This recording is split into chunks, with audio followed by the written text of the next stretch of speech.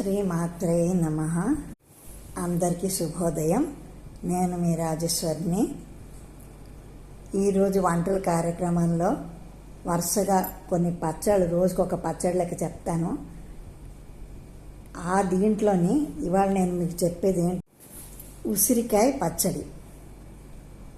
దీనికి కావలసిన పదార్థాలు ఏంటంటే ఉసిరికాయలు 1 కేజీ, జీలకర్ర 1 టీ స్పూను, ఆవాలు 2 టీ స్పూన్లు, మెంతులు 2 టీ స్పూన్లు, వెల్లుల్లిపాయలు 3 పెద్దవి, ఎండుమిరపకాయలు 10,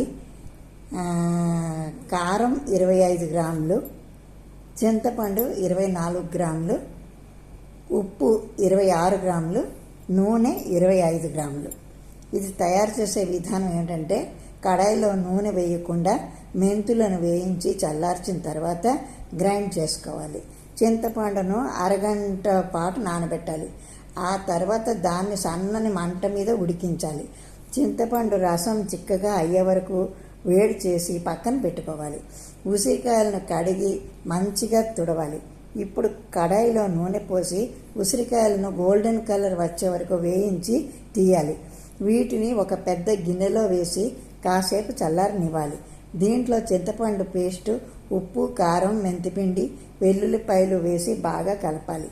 మరోసారి కడాయి పెట్టి జీలకర్ర, ఆవాలు, మెంతులు వేగాక ఎండుమిరపకాయలు వేసి వేగనివ్వాలి.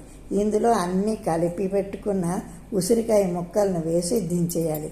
చల్లారాక జాడీలో భద్రపరచాలి. ఇప్పుడు నోరూరించే కమ్మని ఉసిరికాయ. దీన్ని పచ్చడనే అనొచ్చు, ఆవకాయ అనైనా మనం అనొచ్చు. ఉసిరికాయ ఆవకాయ అనుకోండి. బాగుందా? ఇలాంటిదే ఇంకొక మంచి వంటకంతో రేపు కలుసుకుందాం. అప్పటిదాకా సెలవు. శ్రీమాత్రే నమః.